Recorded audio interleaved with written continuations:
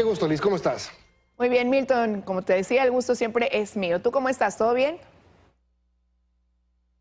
Muy bien, listos para cerrar el año en esta última semana. No se olviden que es martes, a veces nos confundimos y sobre todo en Quito pensamos que el pico y placa es del día anterior. Es cierto, buena recomendación. Y ahora, ¿qué te parece si les contamos quiénes nos van a acompañar también en breve? Me parece muy bien. Vamos a conversar con Yolanda Yupangui. Ella es vocal del Consejo de la Judicatura. ¿Cómo está el proceso de decisión que tiene que tomar el CJ sobre el concurso de jueces? ¿Qué pasa luego de la renuncia de Wilman Terán? ¿Cómo está funcionando? Bueno, con ella conversaremos sobre el tema. Y también estará con nosotros el general Víctor Herrera, comandante de la zona 8 de policía, con él analizar el tema de inseguridad. Recordemos que la zona 8 comprende Guayaquil, Durán y San Borondón. Es la violencia que se ha registrado en estos cantones, ubican al país entre los 10 más violentos. Así que con él estaremos conversando de este tema.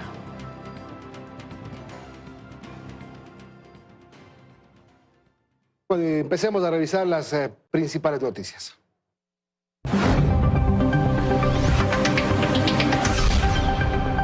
Se reportaron más de 37 alertas por el EQ 911 durante el feriado de Navidad en todo el país. De acuerdo al EQ, ciudades como Quito, Guayaquil y Cuenca lideraron la lista de eventos registrados. El feriado de Navidad movilizó a miles de ecuatorianos a diferentes destinos turísticos del país, principalmente las playas de Esmeraldas, Guayas, Manabí y Santa Elena, como los destinos preferidos. Por eso, desde el Servicio Integrado de Seguridad EQ 911, se realizó un monitoreo permanente de espacios abiertos y turísticos, teniendo como resultado el reporte de más de 37.000 eventos, desde el 23 hasta el 25 de diciembre. La cifra representa una disminución del 1,7% en comparación con el año 2022, cuando se registraron 37.736 sucesos a escala nacional. Ya este año, el mayor número de eventos reportados se registraron mayormente en Quito, con 8.447, Guayaquil con 6.053 y Cuenca con 1.745 eventos. Las alertas por libadores registraron 3.408 casos, los escándalos 2.046, violencia intrafamiliar 1.128 casos y finalmente los siniestros de tránsito con 1.078 casos. Además, durante el feriado de Navidad, el Servicio Integrado del EQ 911 contó con más de 7.000 cámaras de videovigilancia en todo el país.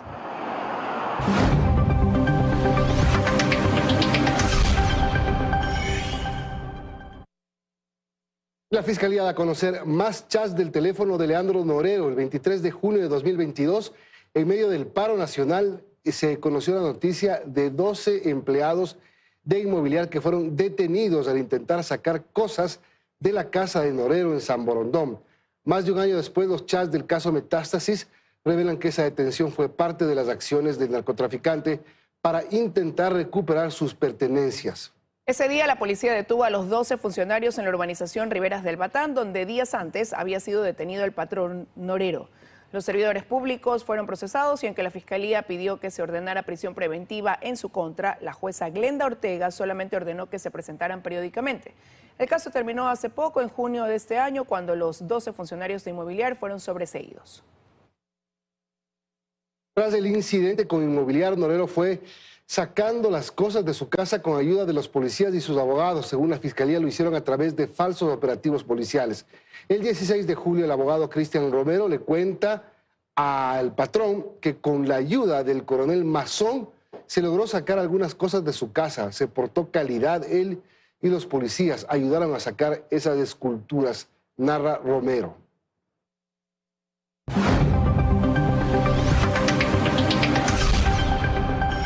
El juez de la Corte Nacional de Justicia, Luis Rivera, fijó fecha para la audiencia de formulación de cargos en contra del ex vicepresidente Jorge Glass y otros exfuncionarios, quienes estarían vinculados en el delito de peculado en torno a la reconstrucción de Manabí. La diligencia será el 5 de enero, mientras tanto Glass continúa como huésped en la Embajada de México. El 5 de febrero será la nueva audiencia de formulación de cargos en contra del ex vicepresidente Jorge Glass, el ex secretario de la Reconstrucción de Manabí Carlos Bernal y el ex gerente de Ecuador Estratégico Pablo Ortiz, por su presunta participación en el delito de peculado.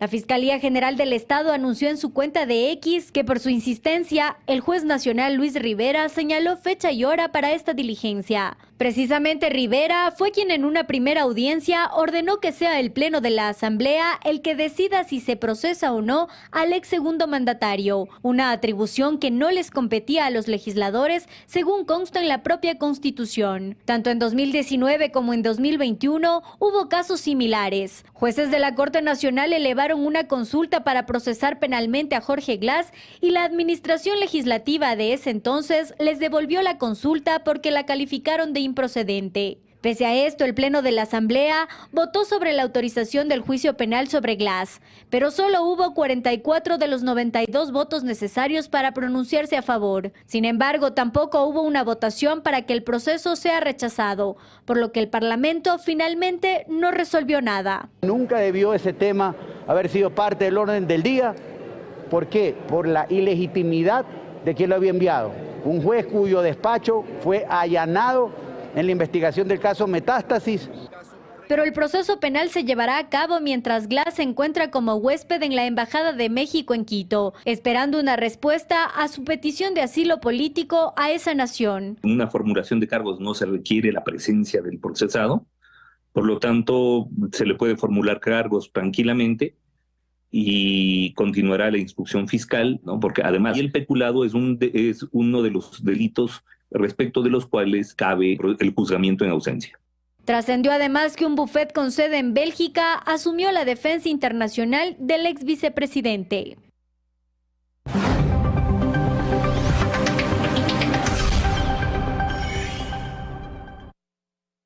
El presidente de la República anunció que a finales de esta semana estarán listas las preguntas para la consulta popular, la que espera que se realice a inicios de marzo. Entre algunos de los temas que se pondrán a votación está, por ejemplo, una reforma judicial. Cambiar a la gente. Como ya es costumbre, el presidente Daniel Noboa utiliza las redes sociales para hacer anuncios importantes. Una misión que es transformar este país. Esta vez a través de este video de 44 segundos, indicó que a finales de la semana estarán listas las preguntas para la consulta popular que había anunciado desde la campaña. A finales de esta semana ya debemos de pasar las preguntas a la Corte Constitucional para que la Corte Constitucional lo revise, lo apruebe, pasa al CNE, después el CNE toma los tiempos pertinentes y ya a principios de marzo estaría la consulta. Mencionó además algunos de los temas que se consultarán a la ciudadanía en las urnas. Reformas a la función judicial, el procedimiento de acción de las Fuerzas Armadas, la posibilidad de capturar fondos que vienen de actividades ilícitas, de poder usar también armas que son capturadas en operativos, ya que tenemos necesidades en la Policía Nacional y también en las Fuerzas Armadas. Pero también habló del compromiso que tiene su gobierno de generar empleo para los jóvenes, por lo que se espera podría contener algún tipo de reforma en el tema laboral. El colectivo Voces por la Democracia busca además que en esta consulta el primer mandatario tome en cuenta sus propuestas. Entre ellas plantean reformas en el sistema de partidos y en el mecanismo de selección de autoridades de control. Y el gobierno espera recaudar 490 millones de dólares a través del segundo proyecto económico urgente denominado Ley Orgánica de Competitividad Energética. Entre los temas más importantes se destaca una condonación de intereses por deudas de luz y la eficiencia energética. El segundo proyecto económico urgente del presidente Daniel Noboa ya está en manos de la Asamblea, específicamente de la Comisión de Desarrollo Económico. Según el primer mandatario, con esta ley se podría mejorar la red eléctrica del país y superar los apagones. La ley denominada de competitividad energética busca, entre otras cosas, recaudar 490 millones de dólares a través de la amnistía o perdón de intereses a consumidores que no han pagado su planilla de luz. Con ello se generaría una recuperación de la cartera vencida de las distribuidoras de electricidad. No es necesariamente lo más recomendable, técnicamente mejor, pero es lo más necesario. ¿Por qué? Te dice, bueno, yo voy a dejar de recibir multas y pagos de intereses para recaudar la suficiente cantidad de dinero para obviamente aliviar las cuentas y la necesidad de liquidez que tiene el sector eléctrico.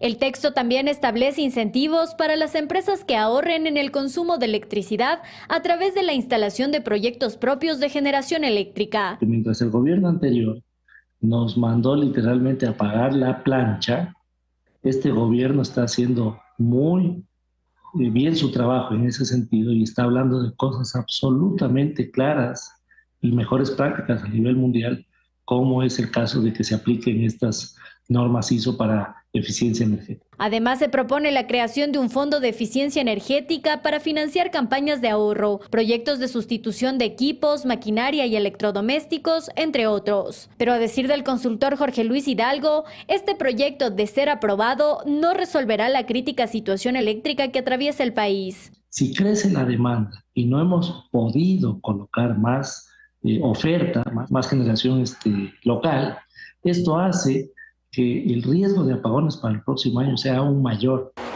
Y cuestiona las decisiones que se han tomado en Petroecuador, entre ellas declarar desierta la licitación para la producción de gas natural en Campo Amistad.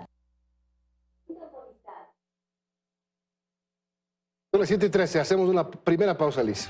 Enseguida regresamos con más información.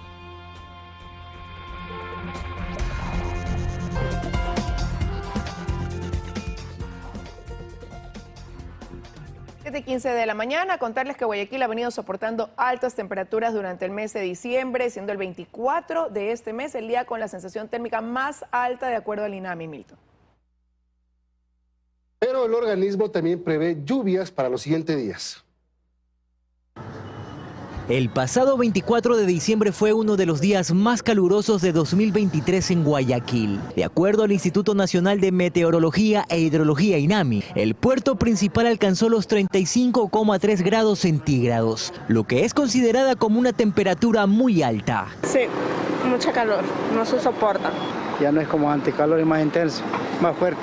Personas buscando las sombras, otras que optaron por usar ropa fresca y hasta quienes prefirieron los centros comerciales para refrescarse fueron parte de las distintas escenas que se pudieron observar. Algunos ciudadanos aseguraron que la sensación térmica fue tan alta que ni siquiera el uso de ventiladores o acondicionadores de aire abastecieron frente a la ola de calor soportada. Y esto también trae algunas enfermedades también, ahogo a los niños, todo eso. El calor es terrible, es insoportable. Usar ropa ligera, ropa fresca, bastante líquido, agua, lo esencial. Ya la mañana del lunes 25 de diciembre, Guayaquil amaneció con una pertinaz llovizna. Precipitaciones que de acuerdo al INAMI se mantendrán en varias zonas del litoral hasta el 29 de diciembre. Bueno, y vamos a ver las previsiones del clima para los siguientes días. Vámonos al INAMI, a la sede del INAMI en Quito. Ahí está Steffi Paz para contarnos los datos de la semana. Hola, Steffi.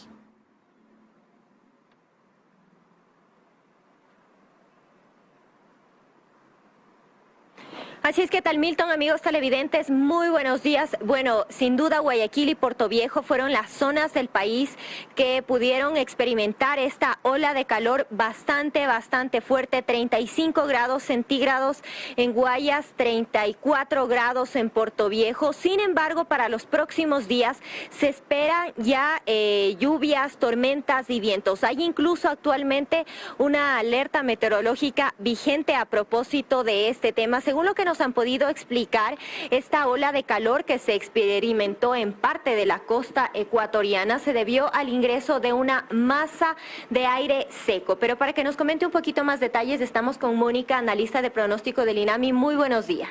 Buenos días. Sí, el día domingo se registró un ingreso de masa de aire seco, lo que impide que ingrese humedad. Es por eso que se registran estas temperaturas. Esto se debe a la dinámica, a los cambios en la dinámica de los vientos que provocó estos valores de temperatura. Sin embargo, tenemos activa la alerta número 59 por lluvias, tormentas y viento, que rige desde el 24 de diciembre hasta las 7 de la mañana del 29 de diciembre. Ahora, esta alerta que podemos ver ya en este momento rige casi para todo el país. La única zona en la que existe una excepción es para Santa Elena. Sí, Tenemos para gran parte del país, para la región costa tenemos lluvias, se prevén lluvias de alta intensidad, sobre todo en las provincias de Esmeraldas, Santo Domingo, Los Ríos y El Oro. Para la parte del callejón interandino, las lluvias más intensas se prevén para Carchi, Imbabura, Pichincha, Cotopaxi, Azuay y Loja. Y para la región amazónica se esperan lluvias de moderada intensidad en gran parte de la región. Ahora, ¿por qué estos cambios? ¿Por qué días quizás de un intenso sol, de muchísimo calor y otros días ahora ya estamos con alerta por lluvias y tormentas? Hay 2 días especialmente de esta semana en las que hay esta alerta especial por un incremento incluso en las precipitaciones.